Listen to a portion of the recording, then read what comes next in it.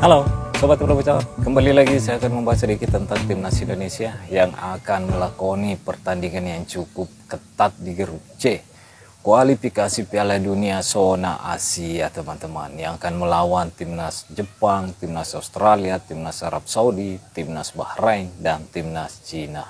Ya, tentunya kita berharap skuad Timnas Indonesia punya amunisi baru lagi, karena di putaran ketiga ini tentunya akan menjadi pertandingan yang menentukan untuk Timnas Indonesia mampukah mendapatkan peluang lolos ke Piala Dunia 2026 teman-teman. Di putaran ketiga ini, jika Timnas Indonesia mampu finish di puncak klasmen grup C atau runner up grup C, tentunya Timnas Indonesia akan lolos langsung ke Piala Dunia teman-teman. Tapi tentunya itu tidak akan mudah karena kita harus melewati negara-negara kuat yang saya sebutkan tadi, yaitu Timnas Jepang, Timnas Australia, dan Timnas Arab Saudi. Di pertandingan pertama, Timnas Indonesia akan menghadapi Timnas Arab Saudi. Ini langsung terbang ke kandang Timnas Arab Saudi teman-teman. Laga perdana ini tentunya kita berharap nih Timnas Indonesia mampu mendapatkan hasil terbaik. Tapi bagaimana dengan skuad Timnas Indonesia saat ini teman-teman? Ya, kita tentunya berharap Timnas Indonesia mempunyai amunisi baru.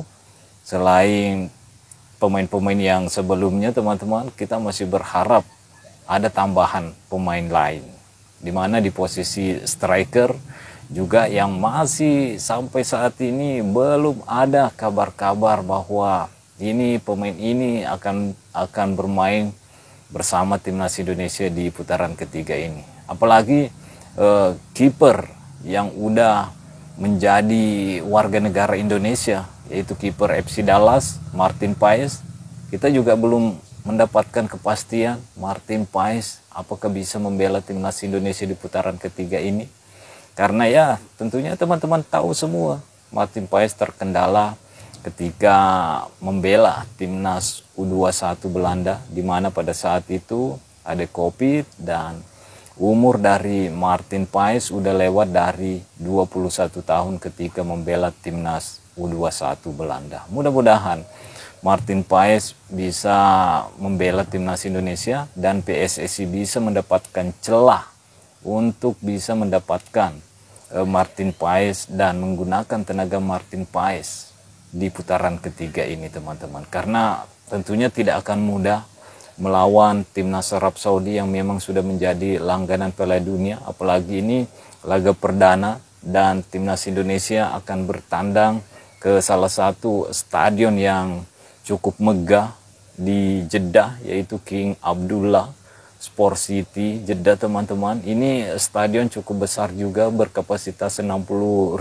lebih penonton. Dan tentunya kalau stadion ini penuh dengan supporter Arab Saudi, ya tentunya itu akan menjadi tantangan tersendiri buat skuad Timnas Indonesia menghadapi Arab Saudi di hadapan supporter Arab Saudi sebanyak 60.000 supporter teman-teman. Jadi mudah-mudahan Timnas Indonesia mempunyai tambahan amunisi baik di sisi kiper, di sisi lini depan, karena udah ada nih beberapa nama-nama yang jauh-jauh hari kita udah dengar, di mana oleh Romani, ada Martin Paes, ada Kevin Dick, tapi sejauh ini belum ada yang pasti teman-teman. Apalagi pertandingan semakin dekat lagi. Laga perdana akan berlangsung pada tanggal 5 September. Jadi kalau tidak ada tambahan pemain tentunya ya seperti yang kita lihat lah, pemain-pemain kemarin yang menghuni Timnas Indonesia seperti Jordi Amat, JIJ, Calvin Perdon, Nathan Aon, Sain Patinama, Sandy Walsh, Asnawi Mangku Alam, lini depan Rafael Curik, Ragnar Roratmangun, Marcelino Ferdinand.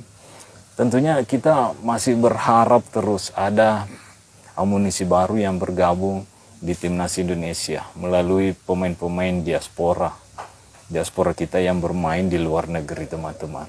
Tapi ya kalaupun itu belum terlaksana, tentunya pemain-pemain ini bisa dimaksimalkan oleh coaching nanti ketika bermain di kualifikasi Piala Dunia putaran ketiga zona Asia ini, termasuk ketika melawan timnas Arab Saudi di laga perdana, teman-teman.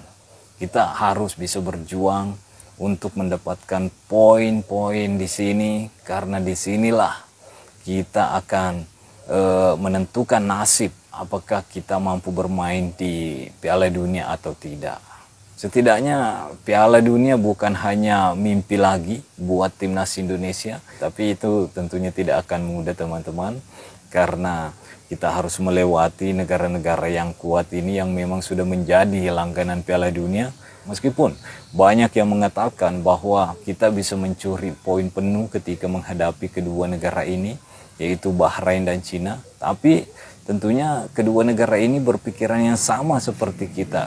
Dia pun akan menganggap bahwa ketika kita menghadapi timnas Indonesia, disinilah juga tempatnya untuk bisa mendapatkan poin. Makanya kita perlu pemain-pemain yang memang punya pengalaman untuk bermain di level-level tertinggi seperti ini. Karena ini levelnya bukan kaleng-kaleng lagi, teman-teman. Kita udah menghadapi negara-negara yang memang sudah menjadi langganan Piala Dunia.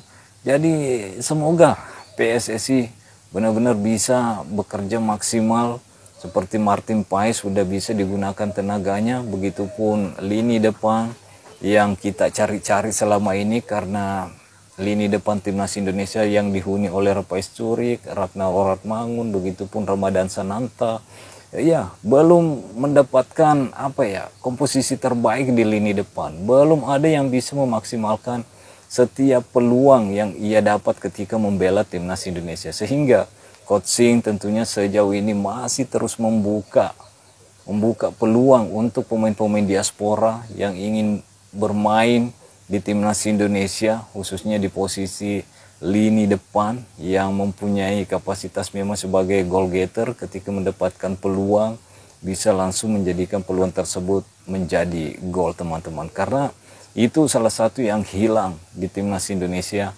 saat ini kalau menurut saya. Begitupun dengan di posisi penjaga gawang, bukan meragukan kapasitas dari Hernando Ari dan kiper-kiper lain, tapi kita membutuhkan kiper yang lebih berpengalaman. Sebenarnya ada satu kiper juga nih, yaitu Cyrus Margono. Tapi ya mungkin ini merupakan selera pelatih kali.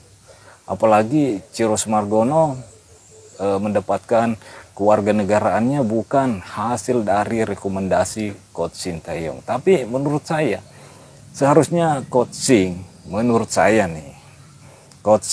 membuka peluang untuk melihat kapasitas dari Cyrus Margono, teman-teman. Ya, kasih peluang untuk tampil, apakah memang layak membela timnas Indonesia, atau setidaknya apakah bisa bersaing dengan Hernando Ari yang saat ini menempati kiper utama dari timnas Indonesia. Itu aja sih menurut saya, Kang. Jadi mungkin sampai di sini dulu. Stay healthy, no baper-baper. Bye-bye.